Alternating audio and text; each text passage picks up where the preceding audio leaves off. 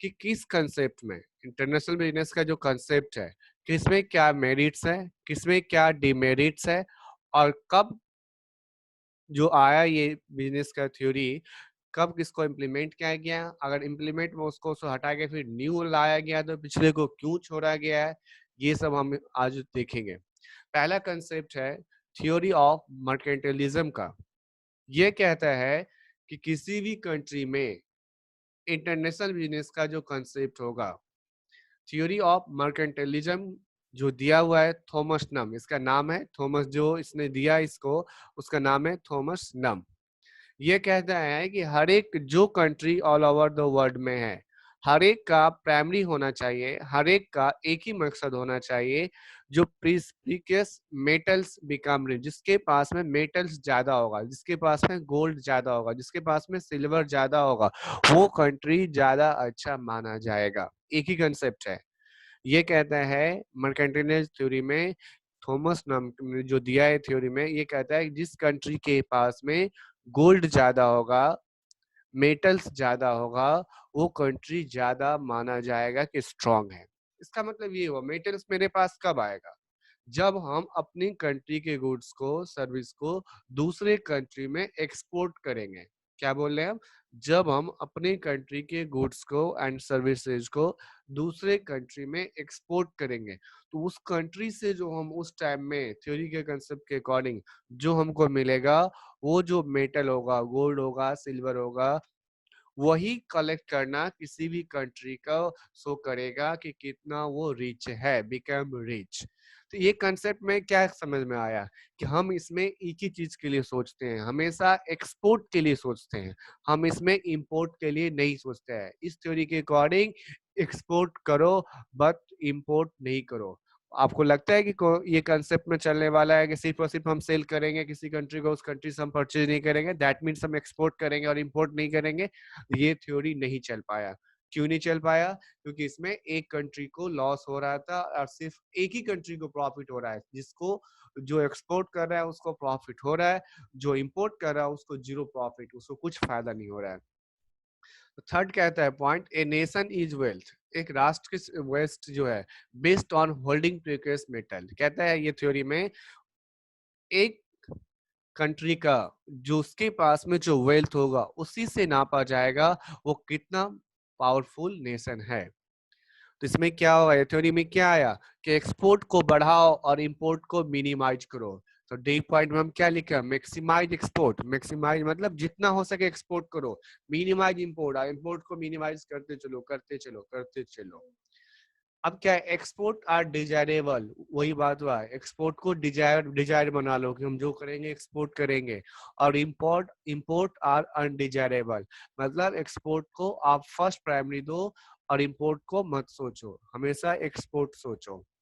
6 point का जी में, government restricted imports, जो हम दूसरे कंट्री से जो अपने कंट्री में प्रोडक्ट इंपोर्ट्स कर रहे थे, इस कंसेप्ट के अकॉर्डिंग बोला गया कि आप टैरिफ लगा दो, टैरिफ और नॉन टैरिफ बैरियर्स लगा दो।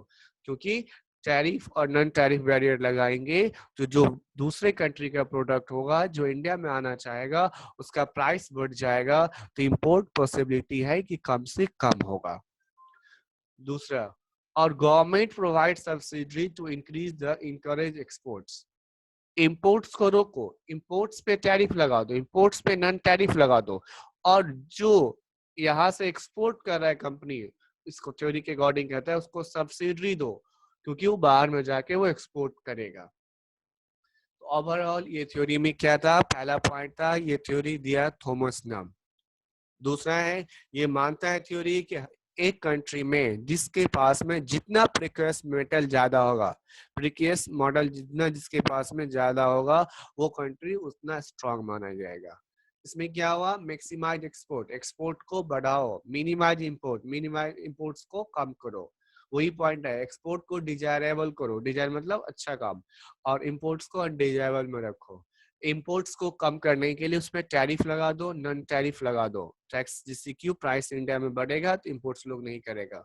और यहाँ से एक्सपोर्ट को बढ़ाने के लिए गवर्नमेंट के द्वारा सब्सिडी दिया जाने लगा।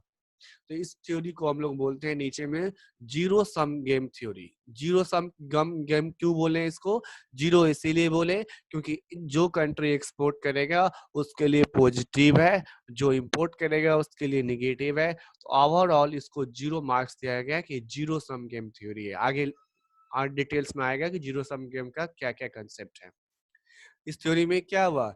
वन कंट्री गेन, एक कंट्री गेन किया, one country gain and another country loss. एक कंट्री इसमें गेन तो किया बट दूसरा जो कंट्री है वो इसमें लॉस कर जाता है, क्योंकि हमेशा एक्सपोर्ट के लिए सोचना है, इंपोर्ट के लिए नहीं सोचना है।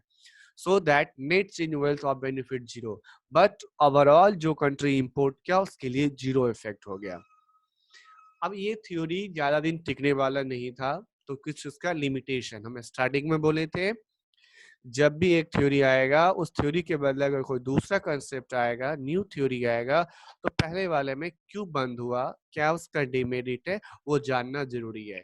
तो अभी तक के अकॉर्डिंग इसमें क्या क्या डिमेरिट है? पहला डिमेरिट है इसमें एक कंट्री को गेन हो रहा है, दूसरे कंट्री को लॉस हो रहा है, तो ये चलने वाला सिस्टम वैसे भी नहीं था।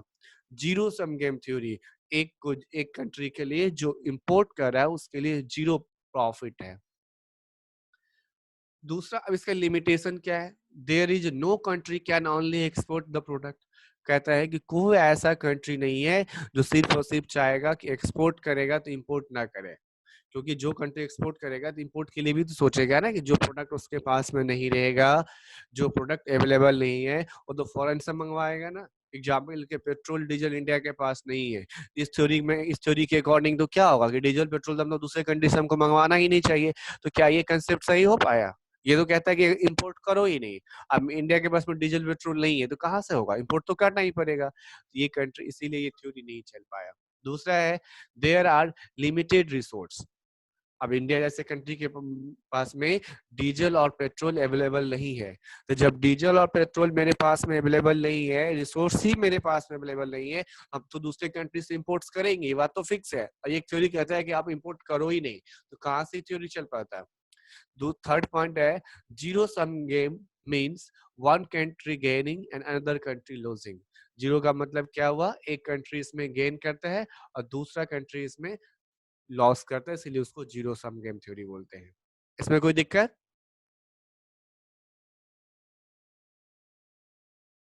सर चलो ध्यान। सर क्लियर नहीं आ रहा है आवाज। क्या बोलो? सुनाई नहीं दे रहा है। आवाज क्लियर नहीं है? हेलो हेलो, बोलो बोलो। मम्मी। क्या?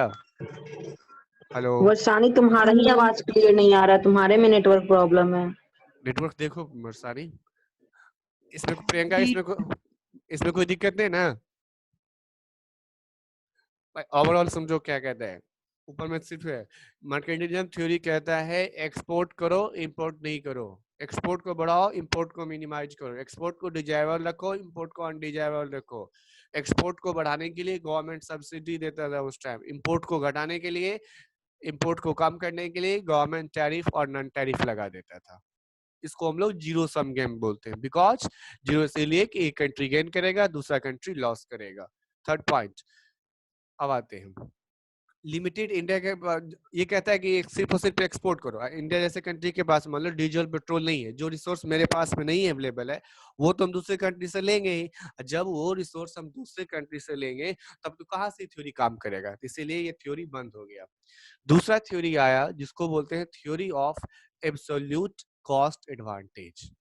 ये भी थ्योरी एग्जाम में यही थ्योरी आया हुआ है, theory of absolute cost advantage. ये थ्योरी एडम स्मिथ का है। बस इसमें तो कुछ पढ़ना नहीं है, इसमें तो क्या समझ, ये थ्योरी का जो दिया उसका नाम है एडम स्मिथ।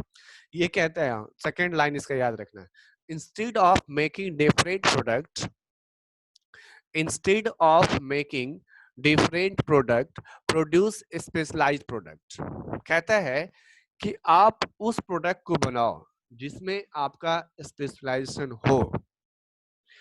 आप उस प्रोडक्ट को मत बनाओ जिसमें आपका स्पेशलाइजेशन नहीं हो। आप उसी प्रोडक्ट को बनाओ जो बनाने में आप एक्सपर्ट हो। एग्जाम्पल के लिए हम देखेंगे ये दोनों लाइन हम क्यों लिखे हैं।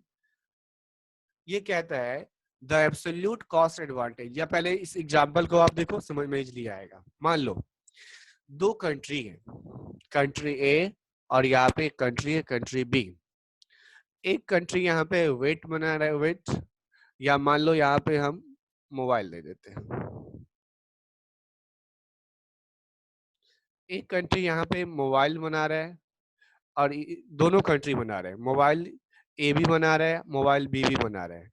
क्लोथ्स कपड़ा यहाँ पे ए भी कंट्री को क्लोथ्स बना रहा है, कंट्री बी भी क्लोथ्स बना रहा है। बट यहाँ पे है क्या, एग्जाम्पल से क्या है, सही समझना इसको।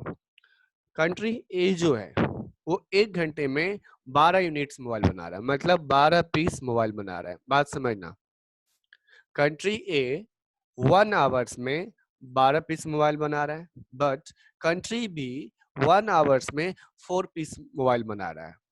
इसी एग्जाम सॉरी, कंट्री ए 1 आवर्स में 12 बना रहा पीस, है सर। कंट्री ए 1 आवर्स में 12 पीस मोबाइल बना रहा है, बट कंट्री 1 आवर्स में कितना, कंट्री बी 1 आवर्स में कितना मोबाइल बना रहा है, 2। सेम चीज क्लोथ्स में भी है कि कंट्री ए 4 पीस क्लोथ्स बना रहे हैं, बट कंट्री बी 1 आवर्स में 5 पीस क्लोथ्स बना रहा है। आप हमें ये बताओ, इसमें देखने में क्या लग रहा है, कंट्री ए जो है वो क्या बनाने में एक्सपर्ट है, मोबाइल बनाने में एक्सपर्ट है, but mobile country be cloth क्या बनाने में एक्सपर्ट है, क्लोथ्स बनाने में एक्सपर्ट है। ये लॉजिक समझ, क्लोथ क्यों, क्योंकि 1 घंटे में 12 पीस मोबाइल कंट्री ए बनाता है, 1 घंटे में मान लो 2 पीस मोबाइल कंट्री बी बनाता है। बट यही सेंटेंस अगर कपड़े में चेक करें, क्लॉथ में चेक करें, तो कंट्री जो ए है वो 1 आवर्स में 4 पीस ही मोबाइल बना, सॉरी क्लोथ्स बनाता है, और कंट्री बी 5 पीस। तो एब्सोल्यूट कॉस्ट एडवांटेज कहता है कि आप उसको बनाओ जिसमें कि आपका एक्सपर्ट हो। अब बताओ, कंट्री ए एक्सपर्ट किसमें है, मोबाइल में ना, मोबाइल में, कंट्री बी एक्सपर्ट किसमें है, क्लोथ में। क्लोथ्स में। तो होगा क्या, कंट्री ए जो है यहाँ पर जो जो उसमें खुद एक्सपर्ट है वो खुद बनाएगा, जो एक्सपर्ट नहीं है वो प्रोडक्ट को बाहर से लेगा। तो कंट्री ए क्या करेगा, कंट्री ए क्या करेगा, इसको चेंज करना पड़ेगा, मोबाइल बी को एक्सपोर्ट कर देगा। क्यों करेगा मोबाइल बी को एक्सपोर्ट, क्योंकि इसमें ये एक्सपर्ट है। और कंट्री बी क्या करेगा, ए से क्या ले ले, कंट्री ए क्या एक्सपोर्ट कर दिया, मोबाइल, क्योंकि मोबाइल ये दे देगा बी को, अब बी से ये क्या ले लेगा, क्लोथ्स। बात समझ में आया ना, जिसमें हम एक्सपर्ट होंगे वो यस हम सर। खुद भी बनाएंगे, वो प्रोडक्ट हम दूसरों को भी देंगे। और जिसमें हम एक्सपर्ट नहीं होंगे वो हम खुद नहीं बनाएंगे, वो हम दूसरे कंट्री से इंपोर्ट कर तो लेंगे। सर ये तो बार्टर सिस्टम की तरह हो गया ना। हाँ हाँ, ये बात वेरी गुड, ये हो गया बार्टर सिस्टम में। इस थ्योरी में नेगेटिव क्या होगा कि हमको उस कंट्री को ढूंढना पड़ेगा जो उसमें एक्सपर्ट होगा। बात समझ में आया ना, ये just same to same barter system में हो गया।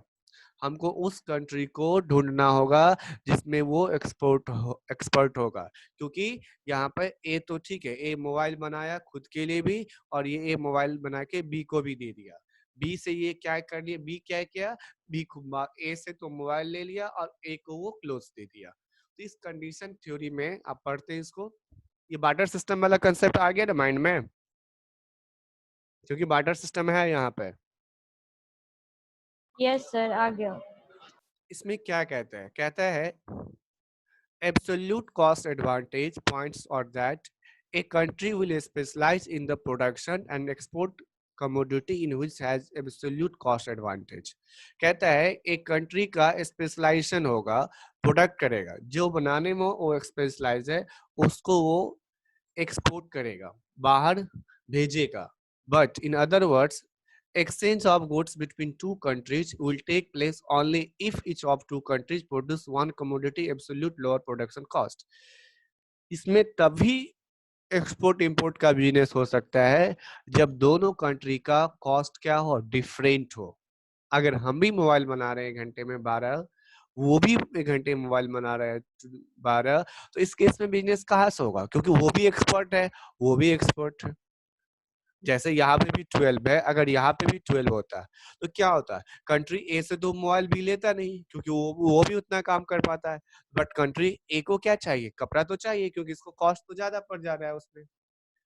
इस सर बट थ्योरी ये बार्टर सिस्टम कैसे होगा? बार्टर सिस्टम में तो होता था कि गुड्स लेके हम लोग गुड्स देंगे ना, हाँ, बट इसमें तो ये है कि हम मनी में इसको परचेज करेंगे और मनी में ही सेल भी करेंगे इसमें। बार्टर सिस्टम यहाँ पे बार्टर 100% बार्टर का कंसेप्ट नहीं आएगा। बार्टर का मतलब है कि हमको उस कंट्री को ढूंढना पड़ेगा जिसको, जैसे कि हम मोबाइल बना रहे हैं और अमेरिका मोबाइल बना रहा है, चाइना मोबाइल बना रहा है, तो हमको उस कंट्री को ढूंढना चाहिए जो मोबाइल बनाता हो और हमसे उसका कॉस्ट ज्यादा आता हो, तभी तो मेरा ये बिजनेस है हो सर, पाए। लेकिन बट हाँ, मेनली बार्टर सिस्टम तो वो होता है ना जबकि हम गुड एक्सचेंज करते हैं विदाउट मनी ट्रांजेक्शन। हाँ, लेकिन इसमें तो हम लोग मनी के अकॉर्डिंग ही ट्रांजेक्शन करेंगे। अगर हम देखो, जैसे हाँ, मोबाइल खरीदना है हमको, तो मोबाइल हम मनी के अकॉर्डिंग खरीदेंगे, और हमको क्लोथ बेचना है तो मनी के अकॉर्डिंग ही सेल हाँ, करेंगे। हाँ, इसमें मतलब बार्टर सिस्टम वाला नहीं होगा ना कंडीशन। सुनिए सुनिए, बार्टर सिस्टम में गुड्स के बदले गुड्स मिलता था, यहाँ पे गुड्स के बदले गुड्स मिल नहीं रहा है, बट वो एक्सचेंज उसी तरीके से हो रहा है कि हमको ढूंढना पड़ेगा उसको। हाँ, कंडीशन ये है कि हम लोग एक देखेंगे सामने वाले का नीड और अपने नीड को मैच हाँ, करेंगे कि हमारा हाँ, नीड दोनों का मिट गई है, ये हाँ, क्योंकि कंडीशन हो सकता गुड्स के बदले गुड्स नहीं जा रहा है, बट है। बार्टर सिस्टम में तो गुड्स के बदले गुड्स मिलता था हाँ, ना। बट यहाँ पे यस क्या है सर। कि आपको उस कंट्री को ढूंढना पड़ेगा, तो बार्टर सिस्टम में भी तो कंसेप्ट में ढूंढना पड़ता था ना। Yes sir. यस सर, ये इकोनॉमी को ये ढूंढने में बैलेंस करने के लिए, ये जैसे कि मनी फ्लो की वजह से एक्सपोर्ट और इंपोर्ट में मनी फ्लो हो बस दोनों कंट्री में। पहले होता उसमें होता था बार्टर सिस्टम, ये गुड्स टू गुड्स होता था, बट इसमें है कि मनी टू मनी ना। Money to money. हाँ, मनी से होगा ये। परचेज मनी से करेंगे और हम एक्सपोर्ट मनी से करेंगे और इंपोर्ट भी मनी से करेंगे। हाँ, तो ये ये होना थ्योरी। चाहिए कि देखना है कि हमको क्या नीड है और वो कौन सी कंट्री उसमें ज्यादा एक्सपर्ट है बनाने में, ये देखना है बस, हमको। हाँ, तो मतलब पहला हाँ। तो फर्स्ट फर्स्ट जो दो मर्केंटिलिज्म जो थ्योरी था, ये सिर्फ तो एक ही के लिए सोचा। बट क्या है इसमें एक का, अब बताओ, अभी जो हम लोग देखे हैं इसमें एक कंट्री का डेवलपमेंट है कि दोनों का है? दोनों का है। एक चीज को एक्सपोर्ट करेंगे, एक चीज को इंपोर्ट करेंगे, तो दोनों का एक फायदा है, उसको भी फायदा है, हमको भी फायदा है। तो इस थ्योरी को हम लोग ज्यादा फॉलो किए as a comparison to first theory को। तो इस थ्योरी में भी निगेटिव आया। इस थ्योरी में क्या निगेटिव है अब बताओ? अगर मान लो कंट्री ए मोबाइल बनाने में भी एक्सपर्ट था और कंट्री ए ही मान लो क्लोथ्स बनाने में भी एक्सपर्ट है, तो क्या होगा? ये कंडीशन हो सकता है कि नहीं हो सकता है? अभी मेरे एग्जाम्पल में क्या था कि एक कंट्री मोबाइल बनाने में एक्सपर्ट है और एक कंट्री क्लोथ्स बनाने में एक्सपर्ट है। अब हम एग्जाम्पल को चेंज कर दे रहे हैं कि मान लो कि दोनों, अगर एक ही कंट्री एक्सपर्ट हो, कंट्री ए ही मोबाइल बनाने में भी एक्सपर्ट है और वो क्लोथ्स बनाने में भी एक्सपर्ट है, तो क्या होगा?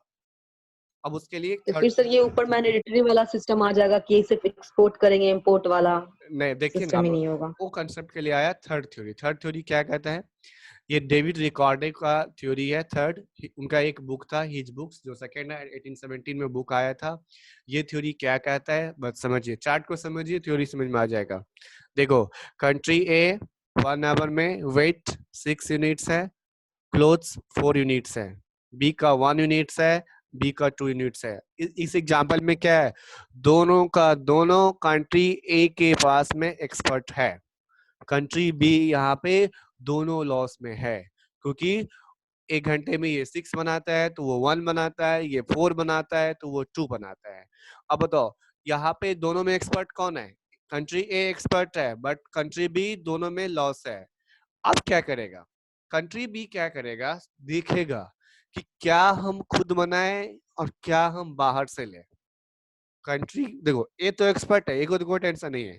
कंट्री अब बी डिसीजन लेगा क्या हमें खुद बनाना है और किस गुड्स का हमको इंपोर्ट करना है। तो क्या सोचेगा?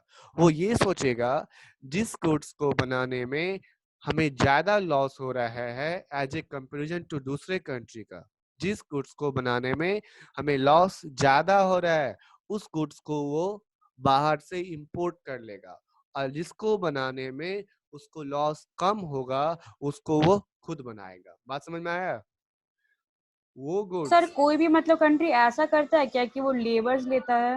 हाँ आगे आएगा कंसेप्ट, आगे आएगा जो आप बोल रहे हो लेबर वाला कंसेप्ट। अभी हम क्या बोल रहे हैं यहाँ पे दोनों केस में कंट्री ए को एक्सपर्ट है, 6 है 4 है, इधर 1 है 2 है, तो बी को डिसीजन लेना है कि क्या हम एक्सपोर्ट करें का क्या हम इंपोर्ट करें। कंट्री बी यहाँ पे क्या करेगा, वो उस गुड्स को एक्सपोर्ट करेगा जिसमें उसको वो खुद गुड्स वो बनाएगा जिसमें उसको लॉस कम है, जिसमें उसको लॉस ज्यादा होगा वो बाहर से मंगवा लेगा। एग्जाम्पल के लिए चाइना से हम लोग इंडिया में दीपावली के टाइम में पढ़ाया था ना स्टार्टिंग में, जो बल्ब वगैरह आता है, क्यों आता है, क्योंकि हम उसको बनाएंगे तो कॉस्ट ज्यादा आएगा, इसीलिए हम बाहर से मंगवा लेते हैं। वो कॉन्सेप्ट थोड़ा मिलता है। जैसे देखो कंट्री 6 है ए, कंट्री बी है 5 1 है, तो बी को यहाँ पे मंगवाने में 5 का लॉस है, तो ये क्या करेगा कंट्री बी को, ए है यहाँ पे 4 बी में यहाँ पे 2। अब ये डिसीजन कैसे लेंगे, तो वेट को क्या करेंगे, ये निकालना पड़ता है। ये जो एग्जांपल है इसको कैलकुलेशन करके देखिए, उसको अंडरलाइन कर देते हैं। ये निकालना पड़ेगा आपको कि कौन सा प्रोडक्ट बनाने में हमें लॉस ज्यादा है, तो लॉस जो बनाने में ज्यादा होगा उस प्रोडक्ट को हम लोग इंपोर्ट कर लेंगे, जिससे मेरा लॉस कम होगा, वो प्रोडक्ट हम एक्सपोर्ट करेंगे और अपने लिए भी रखेंगे। बात समझ में आया। तो कंट्री बी क्या करेगा, उसको लॉस क्या बनाने में ज्यादा है, वेट बनाने में ज्यादा है, और वो क्लोथ्स बनाने में उसको कम पड़ रहा है, तो उस हिसाब से वो काम करेगा।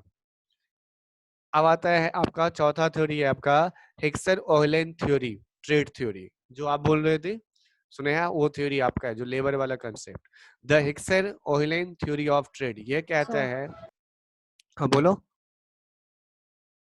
तो सर जो उसमें होता है, तो ये जो लेता है तो दूसरे को जिसका पॉपुलेशन कम रहता है वही ना लेता होगा, क्योंकि इंडिया को तो चाइना को तो जरूरत नहीं होगा, इंडिया से चाइना से तो कभी लेता नहीं हो, क्योंकि यहाँ पे तो पॉपुलेशन ज्यादा है। नहीं नहीं, यहाँ पे देखो जैसे मान लो यहाँ पे ये थ्योरी कहता है, पहला थ्योरी तो एक्सपोर्ट के लिए माना, दूसरा थ्योरी कहता है कि हम एक कंट्री का मेरे पास में एक्सपोर्ट होना चाहिए, एक कंट्री उसके पास में एक्सपोर्ट होना चाहिए, जिसमें हम एक्सपोर्ट हो गए हम खुद बनाएंगे, जिसमें वो एक्सपोर्ट होगा खुद बनाएगा, हम एक्सपोर्ट करके बना करके उसको देंगे, वो बनाएंगे तो हम उससे ले लेंगे। थर्ड थ्योरी कहता है कि नहीं, अगर ये भी तो सर्टेन कंडीशन है, क्या अगर दोनों कंट्री के दोनों गुड्स में एक ही कंट्री के पास में एक्सपर्ट हो, हम मोबाइल भी अच्छा बना लेते हैं और कपड़े भी अच्छे बना लेते हैं, अब जो मेरा सामने वाला कंट्री है वो अब सोचेगा कि अब हम क्या करें।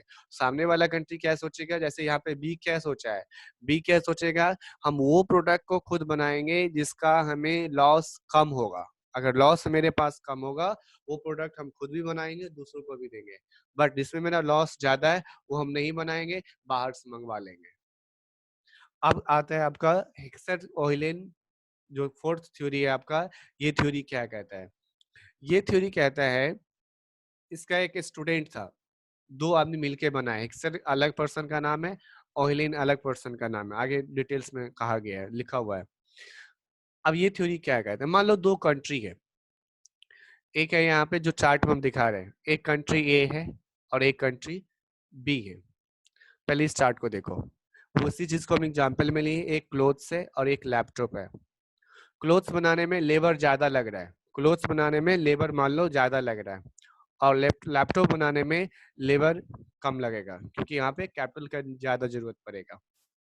बात समझना, क्लोथ्स बनाने में लेबर ज्यादा लग रहा है और लैपटॉप बनाने में कैपिटल ज्यादा लग रहा है, तो हम क्या कर दिए, क्लोथ्स के नीचे इंडिया लिख दे रहे हैं और लैपटॉप के नीचे यूएस लिख दिए। क्यों लिख दिए, क्योंकि इंडिया मान लेते हैं कि लेबर इंसेंटिव पे काम करते हैं, क्योंकि यहाँ पे लेबर इजिली अवेलेबल है, और अमेरिका में लेबर इजिली अवेलेबल नहीं है, वहाँ पे कैपिटल इजिली अवेलेबल है, क्योंकि वहाँ पे कैपिटल ज्यादा है। अब इस एग्जाम्पल को नीचे लेके आते हैं। अब ये थ्योरी कहता है क्या है, ये थ्योरी कहता है कि दो तरह का गुड्स है, एक है लेबर इंसेंटिव, एक है कैपिटल। कोई गुड्स बनाने में लेबर ज्यादा लगता है, कोई गुड्स बनाने में कैपिटल ज्यादा लगता है। चलो आवाज बहुत धीरे धीरे आ रही है, ईयरफोन थोड़ा क्लोज करिए। कोई गुड्स, ये कंसेप्ट कहता है कि एक प्रोडक्ट को बनाने में हो सकता है कि लेबर ज्यादा लगे, दूसरा प्रोडक्ट को बनाने में हो सकता है कि लेबर कम लगे और कैपिटल ज्यादा लगे। एग्जाम्पल जो हम लिए हैं उसमें क्लोथ्स बनाने में लेबर ज्यादा लग रहा है और लैपटॉप बनाने में लेबर कम लग रहा है और कैपिटल ज्यादा लग रहा है। कोई दिक्कत नहीं इसमें?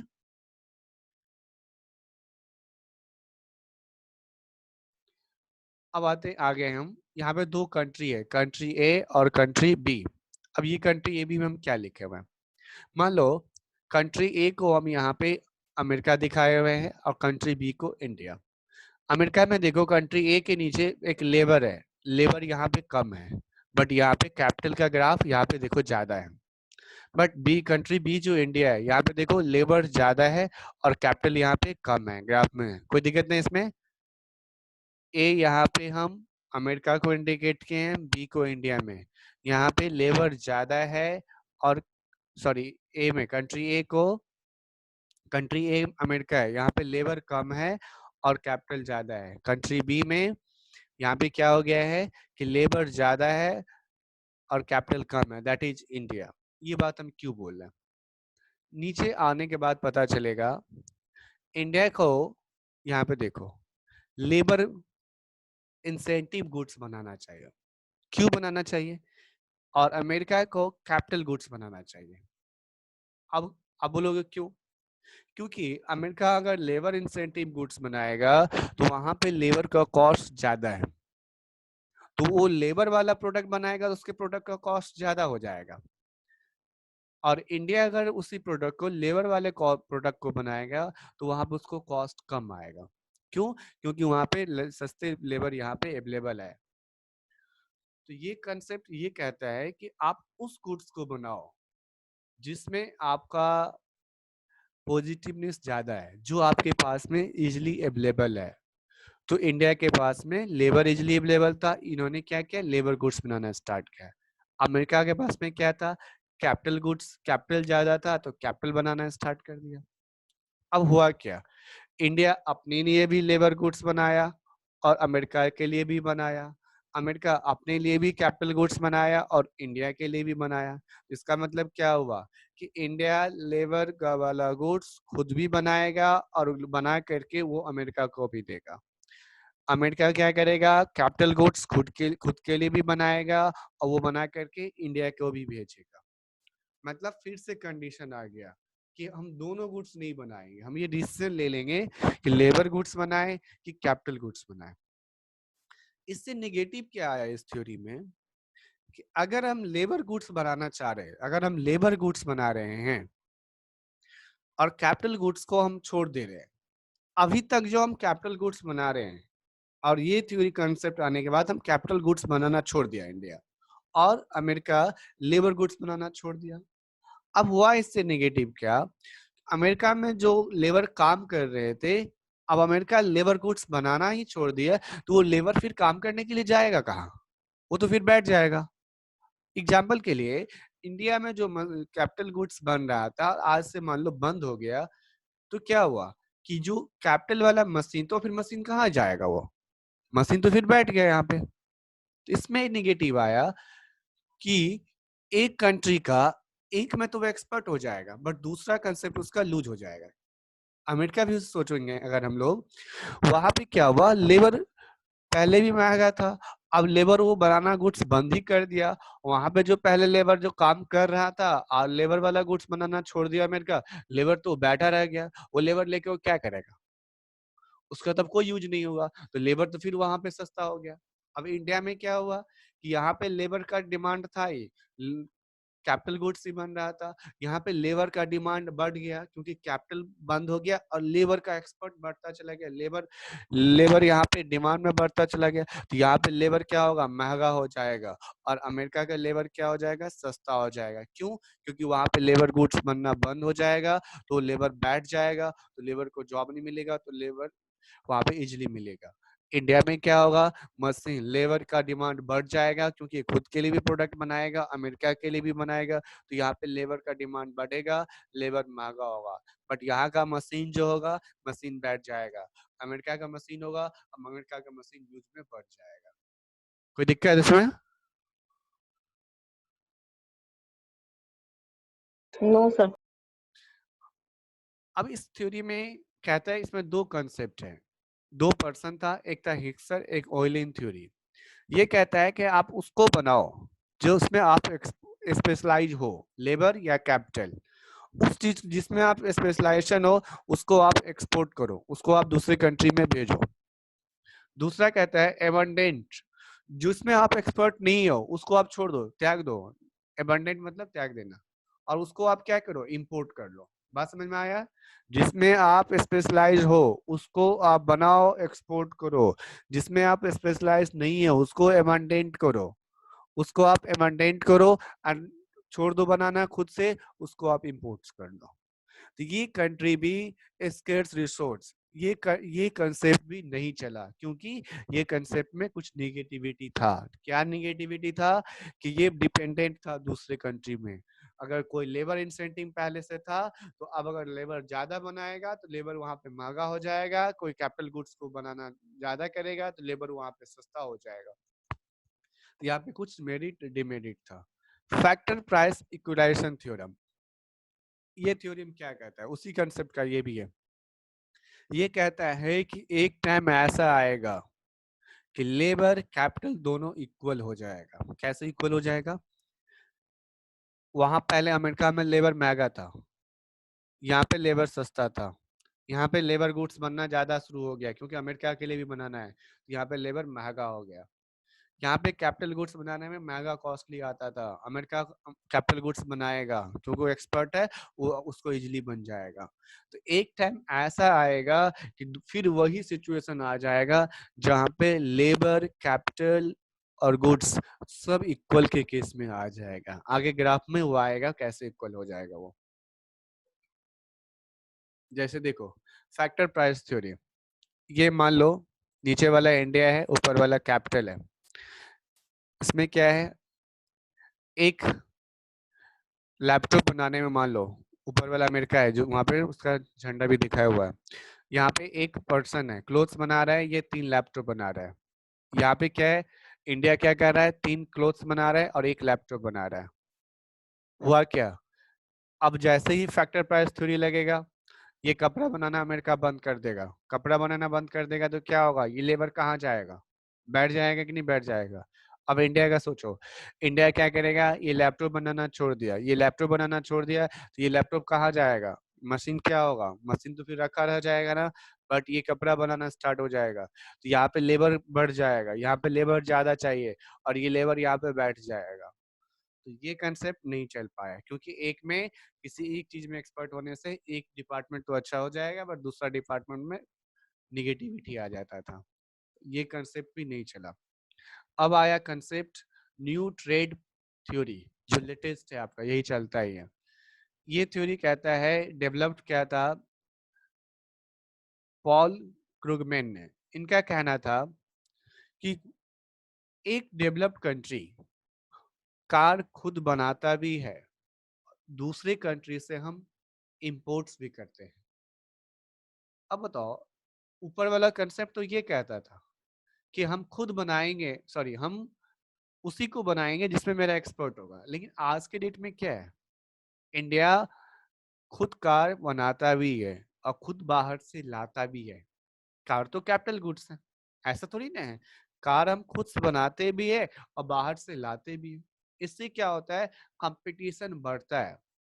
कंपटीशन इन द सेंस, अगर हम कार खुद भी बनाएंगे, बाहर से भी कार लाएंगे, तो बाहर से जो कंपनी आएगा वो इंडियन कंपनी को कंपटीशन करेगा, जिससे कि दोनों में क्वालिटी में कंपेयर करेगा, दोनों में कॉस्ट में कंपेयर होगा, तो जिससे कि पब्लिक को फायदा होगा। पब्लिक को क्या फायदा होगा, अगर इंडिया कार नहीं बनाता खुद, कार को वो बाहर से ही लाता, तो मोनोपोली बढ़ जाता वहां पे बाहर वाले कंट्री का, वही कार हमको लेना पड़ता। अगर हम कार खुद भी ले रहे हैं, बना रहे हैं और बाहर से भी मंगवा रहे हैं, तो इससे इंडियन कंपनी का जो कार कंपनी है उसको भी देखना है कि बाहर से कोई पर्सन आकर के यहाँ से सेल करके ना चला जाए।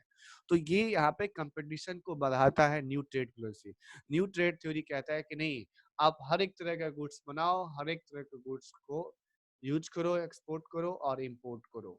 ये पब्लिक पे डिपेंड करेगा, उसके माइंड में जाएगा, उसके पास में ऑप्शन बढ़ेगा, वैरायटी बढ़ेगा। इससे क्या होगा, पब्लिक के पास में वैरायटी बढ़ेगा, पब्लिक के पास में कंपटीशन बढ़ेगा, मोनोपोलिस्टिक, मोनोपोलिस्टिक मतलब क्या? एकाधिकार। एकाधिकार मतलब जो छोटे बड़े-बड़े कंपनी आएगा, तो जो लोकल मार्केटिंग में, जो डोमेस्टिक मार्केट में छोटा कंपनी होगा वो बंद हो जाएगा, क्योंकि वो बड़े कंपनी को टैकल कर ही नहीं सकता, तो बंद हो जाएगा। मोनोपोलिस्टिक बढ़ेगा। मोनोपोलिस्टिक यहाँ पे हम क्यों बोल रहे हैं बढ़ेगा? क्योंकि जब बिग कंपनी इंडिया में आएगा तो इंडिया का बिग कंपनी से कंपेयर होगा, जो लोकल मार्केटिंग होगा, जो छोटा छोटा कंपनी होगा, बंद होने का चांसेस बढ़ जाएगा।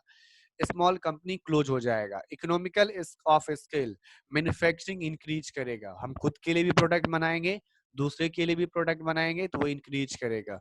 नेटवर्क इफेक्ट होगा। नेटवर्क इफेक्ट मतलब बाय डिफॉल्ट, जैसे कि फेसबुक और व्हाट्सएप धीरे धीरे धीरे धीरे फैलता जाएगा। यूजर बढ़ेगा तो उसका वैल्यू बाय डिफॉल्ट बढ़ेगा। तो यही 5 थ्योरी है। 2016 में सेकंड क्वेश्चन में ये पूछा हुआ है। Second theory